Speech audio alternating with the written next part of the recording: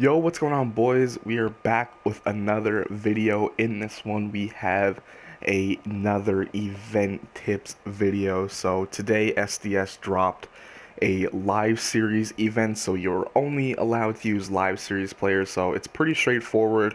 They're 3 inning games. They are an all-star.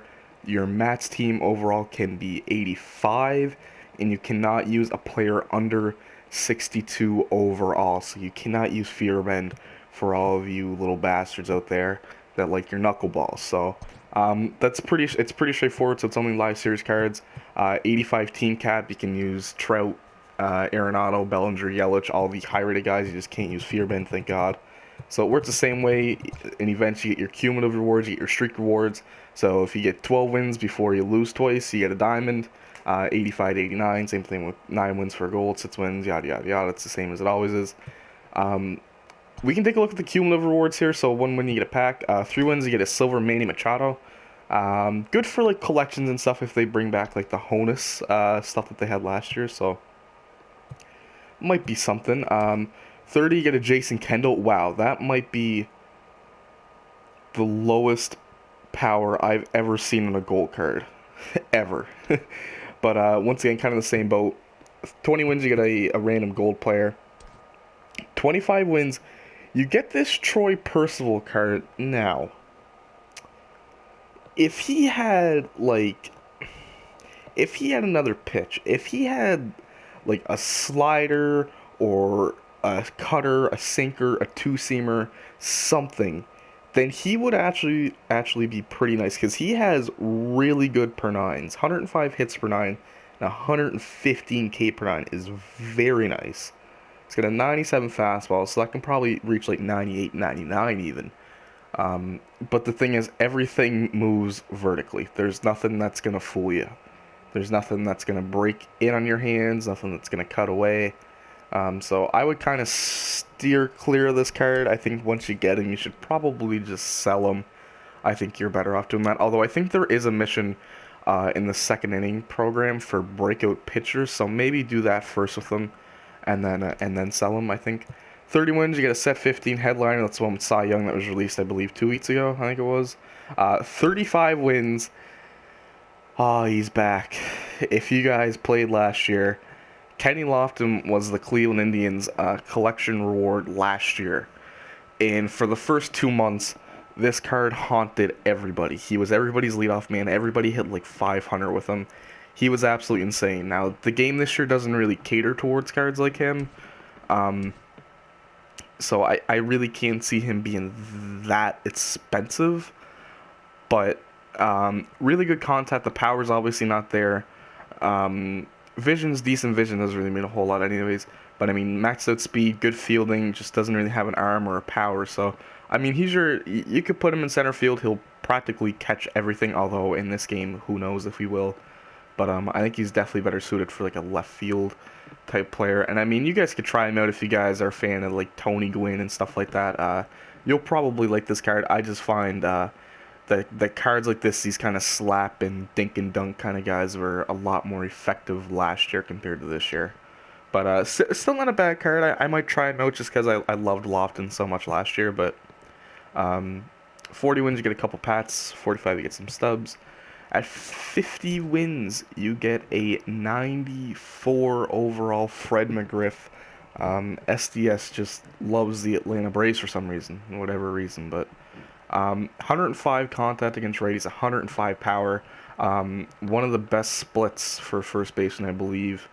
Maybe only Nolan Gorman. I know Gorman's not an original first baseman, but I'm just trying to think of guys that can play first. I think other than Gorman and Nolan Jones and maybe Stargell, I think he might even be better than Stargell against righties. There's not many cards at first base get better against righties than him, and he's got 81 contact and 82 power against lefties. So it's not like you have to platoon this card. Definitely more of like a starting first baseman than a bench bat. So not a bad card at all. So you get him for what was it, 50 wins? So it's a lot of wins, but in 3 inning games, you're gonna get a lot of quits.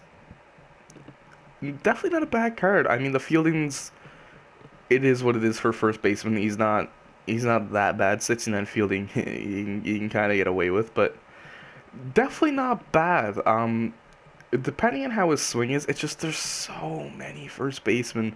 There's so many cards that can play first base. I just this is a he's gonna be pretty expensive off the hop, and he's a pretty long grind in my opinion. I think you're better off instead of putting time towards this, put your time towards your showdowns and get Nolan Gorman or Nolan Jones instead. So, but McGriff, not a bad option for first base.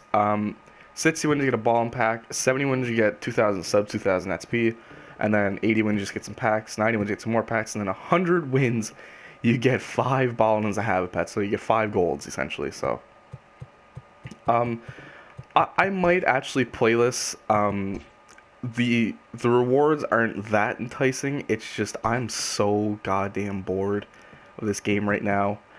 So I'm also just gonna kind of quickly go over. I have every live series card, obviously. I have Mantle and everything. So I'm just gonna kind of go over what the team I'm gonna be rocking is and some good options. So in my opinion, Scherzer's probably the best live series starter. So if you have him, this is kind of more towards like I'm gonna show like the best of the best, obviously, and then some cheaper guys that you can see. So I have one common in the rotation just to bring the overall down. He'll never be used. Um, but then we get two kind of lower rated guys here. So Ryan Yarbrough, the best silver pitcher, honestly one of the best pitchers in this game. I know those stats look high essentially. That is all from Battle Royale, which is insane considering he faces somebody's 3 best hitters and he only has those kind of stats. I really like Yarbrough. I'm actually kind of considering putting him in my rotation for seasons just for the shits and gigs. But Noah Syndergaard I haven't used yet, but he's probably the best live series starter in my opinion. He's got outlier for a sinker, so sinker can hit like 100 miles an hour, 101. So he's the best just because the live series guys don't really translate well into games. Strasburg's also not bad, but I think there's better. You could also use Kluber if you want to, but I'm so sick of using the 99 Kluber, I'm not going to be using them. And then we just have Scherzer and Verlander, because Scherzer's the best live series pitcher. Like, I said Syndergaard, but Scherzer's probably the actual best one. Um, and then Verlander's not terrible, plus I kind of want to get used to Verlander's release just because I have him in my custom league, obviously, so that is that. So the bullpen, I just threw 2 commons in, Derek Holland and Adam Simber. Adam Simber is definitely usable in this game, so you could even throw him in for an inning or two if you're just looking to eat some innings. And Derek Holland's a lefty who throws a sinker, so you could also throw him in. So I haven't actually touched my bullpen yet. I'm gonna throw Nick Anderson in for Liam Hendricks, and then that's probably all I'm gonna do. I know there's like some really cheesy silver guys and stuff that you guys might be used to in BR, but Osuna and Nick Anderson are very good. Hader, Chapman, probably the 2 best live series lefties. And then Kirby Yates I've had some success with earlier on in the year. So those are probably your 5 best options. But I mean, Michael Gibbons is good. Let's see, Jordan Hitz is good. You really want to find guys that have like outlier and stuff like that. Alex Colomé is not bad. Tony Watson, Adrian Maynard is not terrible if you guys need some cheaper options. Chris Martin is very good. O'Day, obviously. Joe Smith. Tanner Rainey is actually pretty solid. Aaron Bummer, who throws a sinker cutter there as a lefty. Ollie Perez is good. Ryan Stanek's good. Nashek, obviously, if you still want to use him. Jose Alvarado. Andrew Chaffin's not bad. There's a lot of guys. Diekman. Sergio Romo. Tim Hill, obviously, the submariner. I might actually throw him in. Can I throw him in instead of Derek Holland? Yeah, I can, so we'll throw Tim Hill in there. So there's a lot of like lower rated cheesy guys that you guys could throw in. So I'm just gonna kind of quickly move through the lineup. So I'll show the bench first. I got 3 shitters. I just got three guys that we'll definitely never see later because these are only 3 innings. So we got Yelich on the bench just because he's a free home run, and Nelson Cruz. So actually, I wonder if I can put JD on the bench instead of Nelson Cruz. If I can't, it is what it is. Okay, yeah, so we'll throw JD just because JD is one of the best hitters in this game, in my opinion, off the bench. So this is what the lineup's looking like. I mean, it's practically just like the best cards at each position, really. Gary's the best option for catcher. I'd say Gary or Garver for sure. And I mean, if you guys want like a cheaper option, Chirinos, Mike Zunino are there. But I mean, you should be able to afford Gary Sanchez at this stage in the game. He's 1,000 subs, guys. Go quit, sell some stadiums or stuff. Put Gary catcher. He'll hit absolute nukes for you on All-Star. He's probably the best card on All-Star that I've used so far this year. Even like Real Muto and Grandal aren't bad. Just Gary's number one in this game, and Garver's a pretty close number two. I'd say Garver's pretty solid, but I love Gary, so Gary, you'll be there. First base, Pete Alonso. He's got 103 power and 106 power, so that's all you really need to know.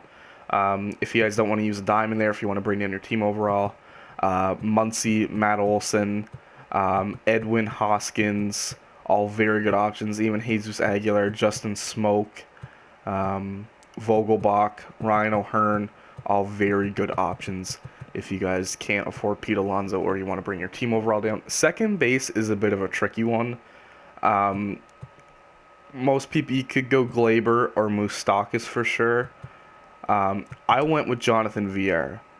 I absolutely tear the cover off the ball with this card. I might actually just end up using Glaber just because, actually, no, I can't even use Glaber. Can I use Moose? No, I can't. So I actually have to go Jonathan Villar anyway. So we're just at the limit for a team overall. But yeah, you guys see my stats of VR. If you guys watch my streams, you know, whenever I do a BR and Jonathan VR is an automatic pick when I see him. He tears the cover off the ball for some reason. He's got such an excellent swing. He's got a good arm. He's fast. He can play practically anywhere. Definitely the option for a cheaper second baseman in this event. But I mean, Glaber or Moustakas are probably the two obvious ones that you're going to run into. Or even Brandon Lowe is not terrible as well. So third base, there's a lot of options. I'm putting Arenado in there just because he's probably the best. I mean, he definitely is the best. So Eugenio Suarez is good. Josh Donaldson, Escobar. You really want guys with power. I do really good with Gio Urshela as well. He's not terrible. Yohan Moncada is good. Obviously, there's guys like Miguel Sano. I might even throw Miguel Sano on the bench somewhere. But yeah, Sano is incredible. There's another guy. I don't know if he's a third baseman. But yeah, Renato Nunez. This is another guy. He's got a really good swing. If you guys remember, like the Corey Seager type swing from a couple years ago, back in MLB 16 and 17, he's got that. So I think Arenado's the best, and then just like Eugenio Suarez is probably the best. Really, the golds with you really want to look for like golds and silver with just a ton of power, because that's really what it's about. But I want to use Arenado. I haven't used him in a long time, so I'll use him. I'm rocking Lindor at shortstop. Lindor is probably your best option at shortstop. If you can't do Lindor, go Mondesi then probably. Get that switch hit at short that can play defense. I mean, Baez and these guys aren't terrible either. But if you're not going Lindor, go Mondesi. And if you don't want to go Mondesi because you're tired of shit of him hitting absolute nukes on you, Marwin Gonzalez, pretty solid. And Tatis probably, Correa. You know, you really just want power for this. And then the outfield, there's a million different combinations. You could just rock Stanton, JD, and Gallo. In the outfield, you could do Soto, you could do Yordan Alvarez, Jock. There's like Schwarber. There's a million. You can also put Schwarber at catcher if you want. Eloy Jimenez, Willie Calhoun, Crush Davis, Teoscar Hernandez. But my outfield is Acuna, Bellinger, and Trout. So pretty straightforward. Probably the three best outfielders that you could start in this game. Yelich is probably the best hitter out of them all, actually, but his defense is just so bad, so he's going to be on the bench. Right fielders, you know, Judge is also really good if you guys don't have, like, Trout or something, but yeah, that's about it. I mean, Jorge Soler, Renfroe, Cruz, Aquino, Mancini, Jay Bruce is really good as well. There's a ton of good, like, silver and gold guys that you guys could throw in there. So this is the team that I'm going to be rocking, though. I'll set up with this: Acuna, Bellinger, Trout, Arenado, Pete Alonso, Gary Sanchez, Francisco Lindor. Then the pinch hit spot, which will be JD. I'll probably just use Yelich first, and I'll even use Yelich against lefties just because he kills everything. And then we'll go with JD. So, and then VR in the 9-hole. So that's how this is going to line up, guys. I might be playing this on stream tomorrow. I'm not quite sure. I might not even touch this. I haven't really made up my mind yet. Just I am so tired of seasons. I'm not particularly playing that well either. It's just I'm really burnt out on the game right now. I need my PC to get here so I can have a little bit more fun with streaming and creating content. But that's gonna be it for this one, guys. Let me know how you guys are enjoying the event. Some of your best live series players that you hit with. Thank you guys for all the support recently. Drop a like if you're new. Subscribe. We are creeping up towards 2,000 subscribers, guys. It is very appreciated, man. Thank you guys for everything, and I will see you, beautiful bastards, in the next video. Peace out.